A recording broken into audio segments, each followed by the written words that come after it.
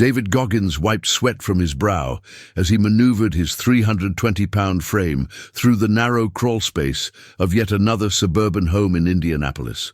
The July heat was suffocating, especially under the protective gear required for pest extermination. Cockroaches scattered as his flashlight beam cut through the darkness. This was his life, squeezing into the forgotten spaces of other people's homes to eliminate unwanted visitors while his own life remained stagnant. "All clear down here, Mrs. Patterson," he called out, his breath labored from the simple act of crawling.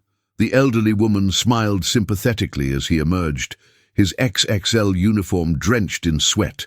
He avoided her eyes, hating the pity he often saw reflected there.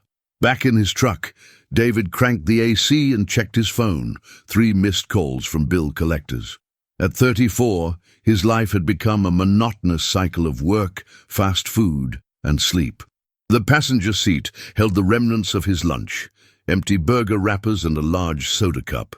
The truck's suspension groaned as he shifted his weight, a constant reminder of his physical condition.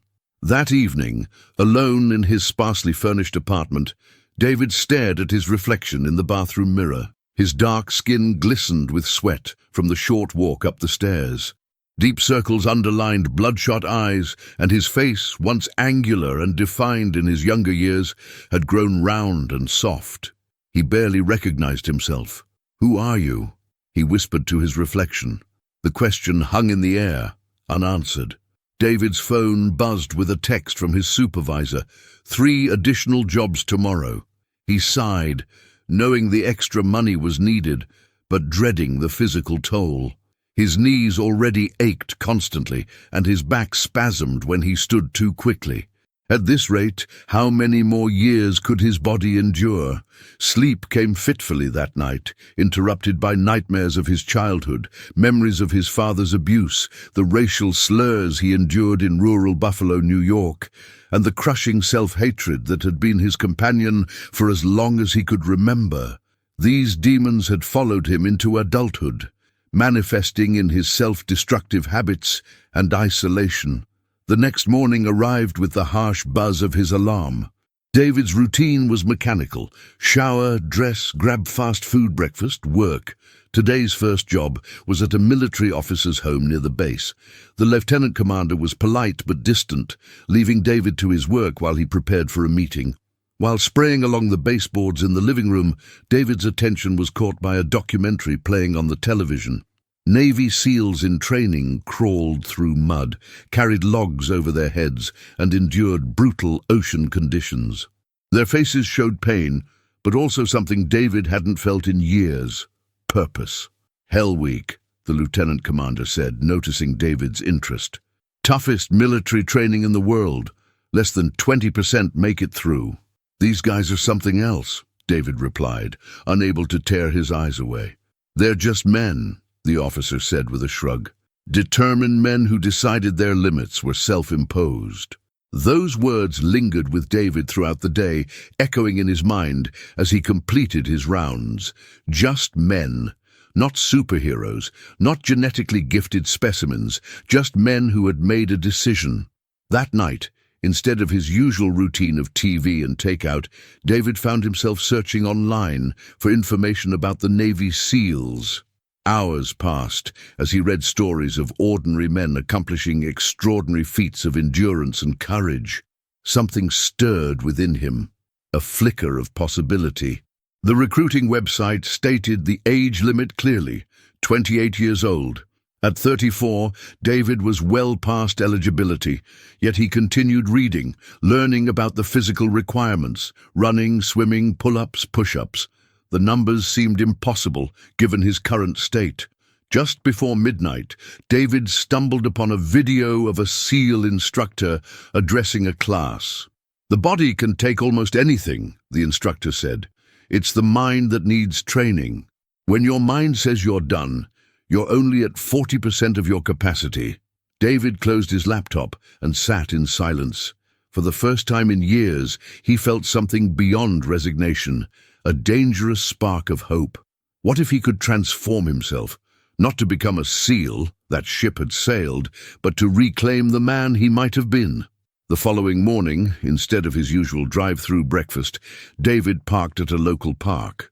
His heart pounded with anxiety as he laced up old sneakers he'd found in his closet. The path around the park was just under a mile. He'd start there. The first few steps were awkward, his massive frame unused to the motion of running. By the 50-yard mark, his lungs burned. At 100 yards, his knees screamed in protest. He managed a quarter-mile before doubling over, vomiting in the grass as early morning dog-walkers stared. Humiliated but strangely determined, David wiped his mouth and walked the rest of the way back to his truck. He sat there, gasping for breath, his body in revolt against this sudden demand for exertion. 40%, he whispered to himself, recalling the instructor's words. If this agony was only 40% of what he could endure, what else might be possible? That evening, David did something he hadn't done in years. He cooked a meal. Simple grilled chicken and vegetables, a recipe he found online. As he ate at his small kitchen table, he made a decision. He would give himself 3 months. 3 months to see how far he could push his limits, to discover what lay beyond the comfortable misery he'd accepted as his life. In the darkness of his bedroom that night, David whispered a promise to himself. Tomorrow, we go again. And for the first time in as long as he could remember, he fell asleep with purpose, the ghost of a plan forming in his dreams. 43 days into his transformation, David stared at the digital display of the scale beneath his feet. 267 pounds. 53 pounds gone, but the number seemed almost inconsequential compared to the change happening within him. The morning runs that once left him vomiting now served as mere warm-ups for his expanding training regimen. "Looking good, man," remarked Miguel, a regular at the local YMCA where David now spent his evenings after work. Miguel, a former Army Ranger, had taken notice of David's dedication and occasionally offered guidance. "What's driving you so hard? Never seen someone attack fitness like you're exercising demons." David racked the weights and considered the question. "Maybe I am," he finally answered, memories of his father's voice echoing in his head. Worthless, lazy, nothing. Each rep, each mile seemed to quiet those voices, if only temporarily. His phone buzzed, a text from his supervisor expressing concern about David's recent weight loss and asking if everything was okay. The message highlighted how drastically his appearance had changed in a relatively short time. He typed back a reassurance, omitting the fact that he now woke at 4:30 a.m. to run before work, trained again during lunch breaks, and spent evenings at the gym. That afternoon, David found himself back at the lieutenant commander's house for a follow-up inspection. The officer hardly recognized him. "Goggins, right? You've changed," he remarked, eyebrows raised in surprise. "Working on it, sir," David replied, oddly pleased by the recognition. As David completed his inspection, the officer leaned against the doorframe. "Mind if I ask what prompted this? You've lost what? 40 pounds. 53, David corrected. "Saw that SEAL documentary playing at your house last time. Something clicked." The officer studied him with new interest. "You know, there's an event coming up, a 24-hour ultramarathon for charity. Benefits families of fallen special operators. Might be worth checking out if you're looking to test yourself." David nodded, filing away the information.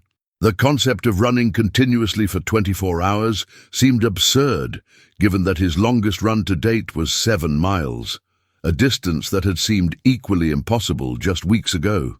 That evening, instead of heading to the gym, David drove to the public library.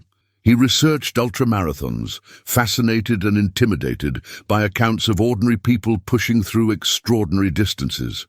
One story particularly caught his attention, a former Navy SEAL who ran ultramarathons, carrying a flag, bearing the names of fallen teammates. David left the library with borrowed books on endurance training and nutrition. His apartment, once a reflection of his neglect, was gradually transforming alongside his body. Gone were the fast food wrappers and unwashed dishes. His refrigerator now held meal-prepped containers of lean proteins and vegetables. On his walls, he'd taped printed photos of Navy SEALs in training, visual reminders of the mindset he was trying to cultivate. Sleep had become a precious commodity. His body constantly ached from the unaccustomed strain, but it was a different kind of pain than before, productive rather than degenerative. Each night, he'd collapse into bed physically exhausted, but mentally clearer than he'd been in years. The weekend brought a new challenge. David had committed to his first official 10K race. 2 miles through downtown Indianapolis. The registration fee had been steep for his budget, but the commitment forced accountability. As he pinned his race number to his shirt, his hands trembled slightly with nerves. At the starting line, David felt conspicuously out of place among the lean, experienced runners. Even after losing 53 pounds, he remained significantly heavier than most participants. A woman nearby gave him an encouraging smile. "First race?" she asked. "That obvious?" David replied with a self-conscious laugh. "We all start somewhere," she said. "Just finish. That's the only goal that matters today." The starting horn blared, and the crowd surged forward. David had planned his pace meticulously, knowing his limitations. The first mile passed in a blur of adrenaline. By mile 3, his initial energy faded, replaced by the familiar burn in his lungs and legs. He pushed on, repeating his new mantra, "When your mind says you're done, you're only at 40%. The final mile was agony. Faster runners had long since finished, and the crowd of spectators had thinned. David's shirt was soaked through with sweat, his breathing ragged. But something wouldn't let him stop. Perhaps pride, perhaps stubbornness, perhaps the ghost of that scared, overweight man he was leaving behind with each step. Crossing the finish line, David checked his watch. 1:12:43. Far from impressive by conventional standards, but a personal victory that would have seemed impossible 2 months ago. The volunteer who handed him a participation medal didn't know the significance of the moment, how this small accomplishment represented a fundamental shift in what David believed possible. That night, David registered for the 24-hour ultramarathon. It was scheduled for 8 weeks away, barely enough time to prepare according to everything he'd read. The registration page required an emergency contact. David stared at the empty field, suddenly aware of how isolated his life had become. After a moment's hesitation, he entered Miguel's information. The following Monday, David requested a meeting with his supervisor. He needed to reduce his hours temporarily to accommodate his training schedule. The conversation was uncomfortable. Explaining this new passion to someone who knew him only as the reliable, overweight exterminator seemed almost embarrassing. But the request was granted, albeit with visible confusion. As weeks passed, David's training intensified. 20-mile runs on weekends, 2-a-day workouts, strict nutrition. His body continued to change, muscle definition emerging where there had once been only soft flesh. His face, once round, revealed strong cheekbones and a determined jaw. Customers began to comment on the transformation, some barely recognizing him. Yet the physical changes paled in comparison to the mental shift. David began to seek out discomfort, to lean into pain rather than avoid it. On a particularly grueling training run, caught in a sudden downpour miles from home, he found himself laughing aloud, embracing the additional challenge rather than cursing it. One evening, exhausted from a long day of work, followed by training, David found himself drawn to write down his thoughts. What had begun as a vague desire to change his appearance had evolved into something deeper, a reconditioning of his mind. He wrote until his hand cramped, pouring out reflections on his childhood, his father's abuse, the racial prejudice he'd endured, and how these experiences had shaped his self-perception. For the first time, he considered that perhaps his weight had been a shield, a way to hide from a world that had often been cruel. As the ultramarathon approached, doubt crept in. Was he really ready? His longest training run had been 30 miles, and that had left him nearly incapacitated for 2 days afterward. How would he possibly endure 24 hours of continuous movement? The night before the event, David sat alone in his apartment, now 68 pounds lighter than when his journey began. On his table lay his race packet, energy gels, specialized running socks, and a pair of proper running shoes, an extravagance he'd finally allowed himself. Next to these items sat a journal containing the names of fallen SEALs he'd researched, men who had given everything for their country and their teammates. "This is for them," he whispered to the empty room, "and for the man I'm becoming." The ultramarathon course sprawled across Indianapolis's Eagle Creek Park, a 3.5-mile loop that participants would circle repeatedly for 24 hours. David arrived 90 minutes early, his stomach churning with nerves, as he watched experienced runners setting up personal aid stations with the precision of military operations. Their lean bodies and specialized gear highlighted his relative inexperience. "You, David Goggins?" A stocky man with a military haircut approached, hand extended. "I'm Jack O'Neill, race director. Lieutenant Commander Phillips mentioned you might be here." David shook his hand, surprised. "The officer whose house I serviced? We served together," Jack explained. "He told me about the exterminator who transformed himself after watching a SEAL documentary. Said I should keep an eye out for you." Heat rose in David's cheeks. "Still a work in progress, sir?" Jack nodded appraisingly.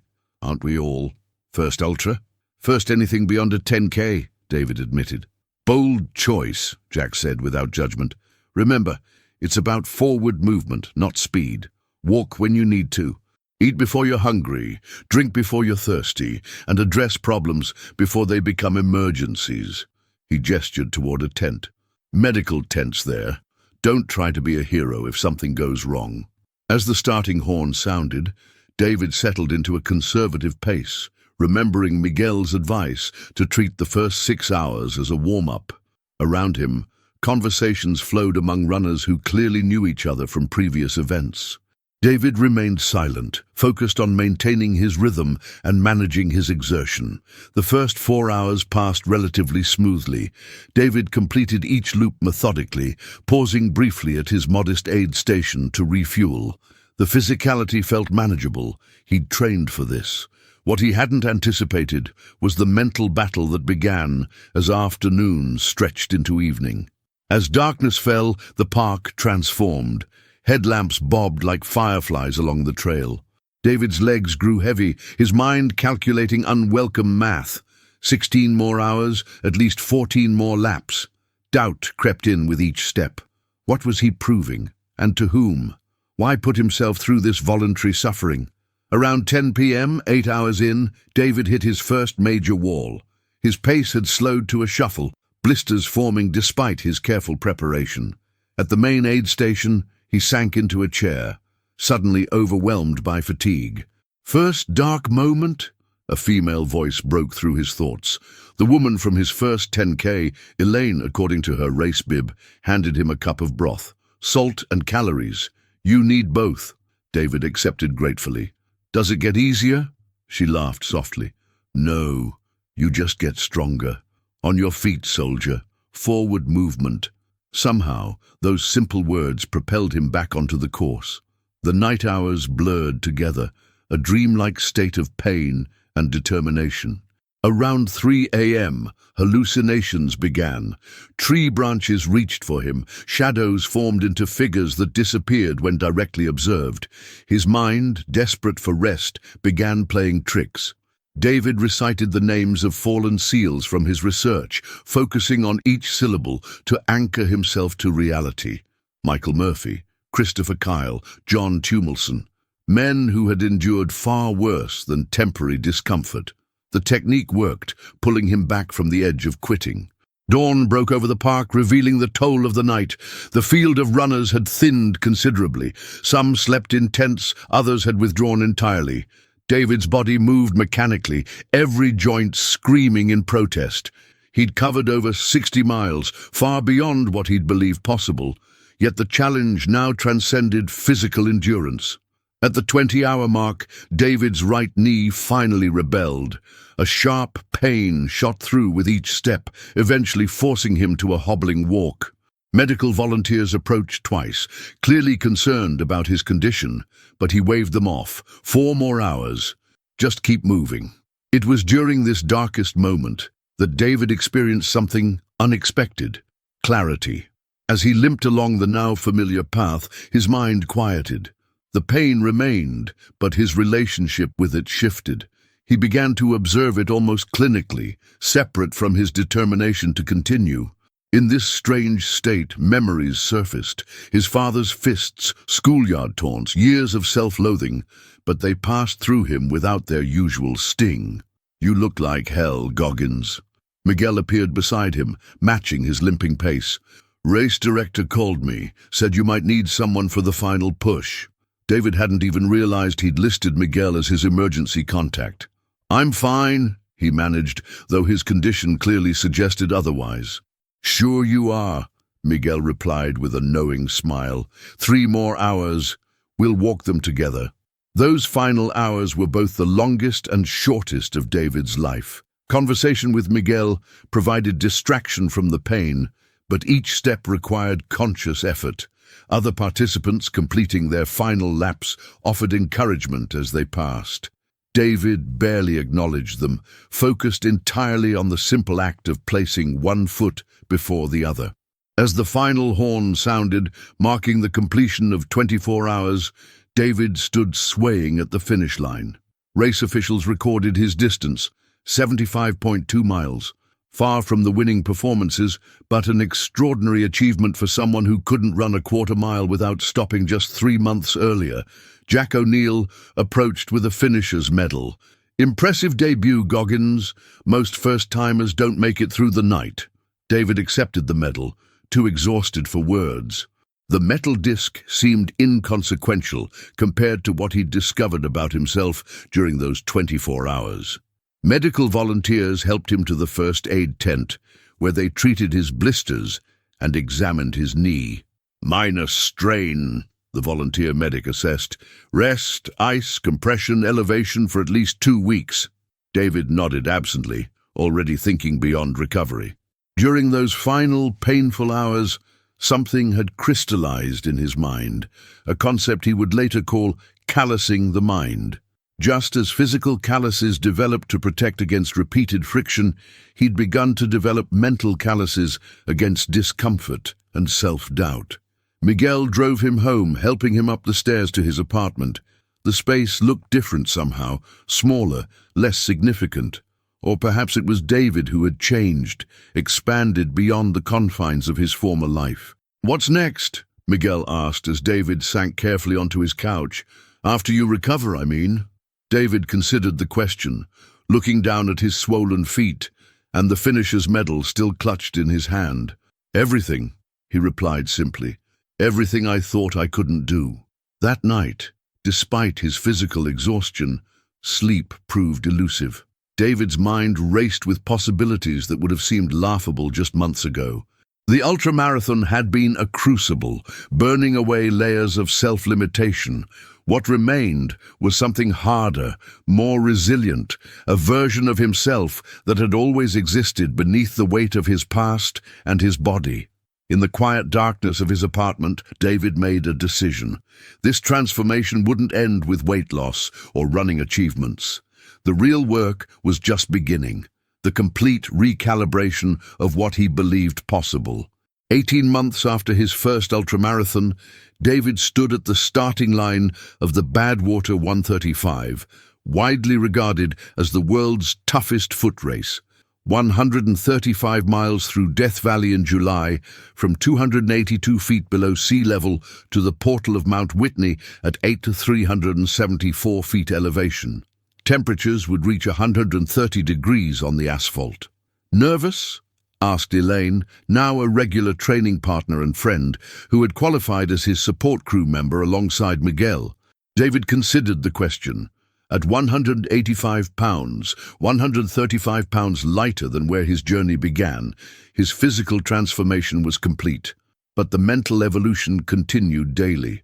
"Respectful of the challenge," he answered, "not nervous." The race began in waves. David's wave started at 8 p.m., a small mercy to avoid the worst of the Death Valley heat. As he settled into his pace, memories of the past 18 months flashed through his mind. A montage of challenges embraced and barriers shattered. After recovering from his first ultramarathon, David had systematized his approach to self-improvement. Each month brought a new challenge, completing the San Diego 100-mile race, earning his advanced scuba certification, training for and finishing a triathlon despite barely knowing how to swim initially. With each accomplishment, the voice of his father grew fainter, replaced by his own mantra, "When you think you're done, you're only at 40%. His pest control job was now part-time, supplemented by personal training clients who sought him out after hearing of his transformation. His apartment walls, once decorated with SEAL training photos, now displayed his own race bibs and medals, tangible proof of his evolution. The first 30 miles of Badwater passed in darkness, the heat still oppressive despite the night start. David's support vehicle leapfrogged ahead every few miles, Miguel and Elaine providing ice, nutrition, and encouragement. By dawn, as temperatures began their relentless climb, many runners showed signs of deterioration, vomiting, dizziness, confused speech. Medical teams were already busy attending to the fallen. David moved steadily forward, his mind now practiced at separating pain from suffering. Pain was the physical sensation, inevitable and honest. Suffering was the mental narrative attached to pain, optional and often self-defeating. He had learned to acknowledge the former while rejecting the latter. At mile 50, climbing out of Death Valley into the Panamint Range, David encountered Jack O'Neill, the race director from his first ultramarathon, now a Badwater competitor himself. Jack was sitting on a guardrail, looking defeated. "Heat's getting to me," Jack explained, his face alarmingly red despite ice packs on his neck. "Think I'm done." David paused, remembering how Jack had believed in him when he was still unproven. 5-minute break," he said, sitting beside the older man. "Then we go together to the next checkpoint." Jack shook his head. "Can't risk your race for me." "Not a race anymore," David replied. "It's a mission." He radioed Miguel to bring extra ice and electrolytes. Those next 7 miles took nearly 3 hours as David matched Jack's faltering pace, talking continuously to keep him engaged. At the Panamint Springs checkpoint, medical staff took over Jack's care. Before continuing, Jack gripped David's shoulder. "You found it, didn't you?" he asked cryptically. "Found what?" "The thing that makes SEALs different. It was never about physical capability." David nodded in understanding. In the crucible of extreme endurance events, he'd discovered what the SEAL documentary had first hinted at, the almost limitless capacity of the human spirit when properly harnessed. The remainder of the race became increasingly surreal as temperatures peaked and fatigue accumulated. By mile 90, David's feet were essentially running on open wounds, each step a fresh negotiation with pain. Hallucinations returned, more vivid than in previous races. At one point, he found himself arguing with his younger 320-pound self about why they needed to continue. Miguel ran alongside periodically, concerned about David's increasingly incoherent speech. "You've got nothing left to prove," he insisted during one difficult stretch. "Not about proving," David managed between labored breaths. "About becoming." The final 20 miles to the Mount Whitney portal involved a seemingly endless climb. David's pace had degraded to a shuffle, then a walk, but he refused Miguel's suggestions to rest.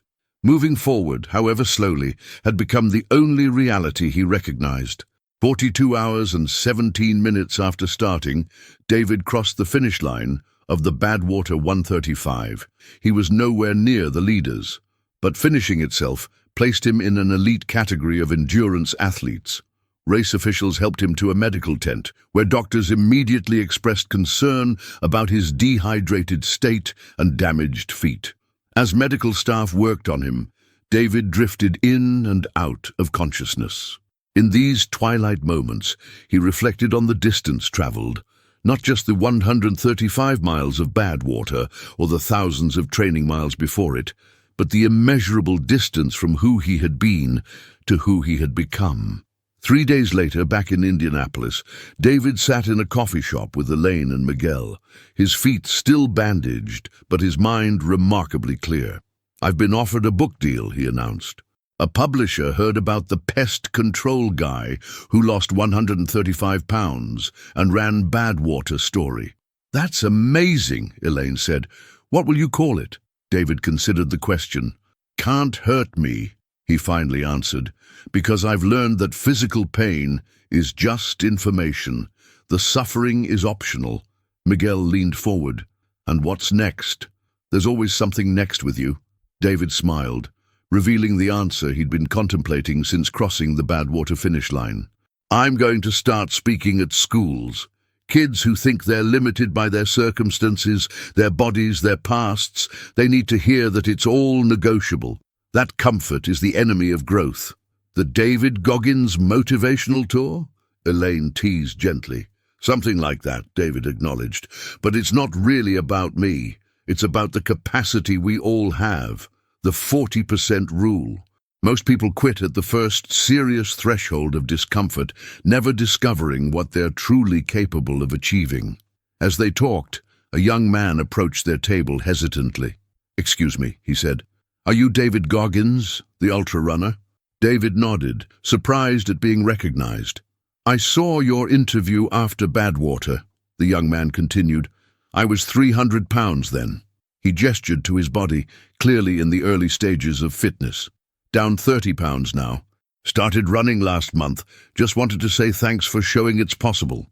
After the young man left, the three friends sat in contemplative silence. Finally, Miguel raised his coffee cup. "To callousing the mind," he said.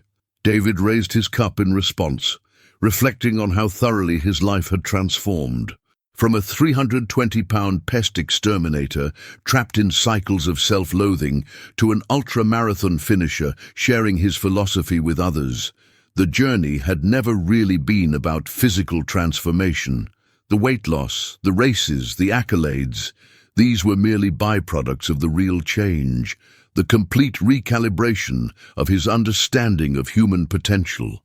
As David limped home that evening, he passed a gym where he'd once been too ashamed to enter. Through the windows, he could see people of all shapes and sizes working toward their own versions of transformation. Some would succeed, many would quit. The difference, he now understood with absolute clarity, lay not in genetics or circumstances, but in the willingness to embrace discomfort as the path to growth. In his apartment, David stood before the mirror, a bookend to the moment 18 months earlier when he'd stared at his reflection and asked, "Who are you?" The question had been answered not with words but with actions, not in a moment, but through thousands of decisions to move forward when comfort beckoned him to stop. Tomorrow would bring new challenges, new thresholds to cross. His journey wasn't ending but evolving. The impossible had proven merely difficult, the difficult had become routine.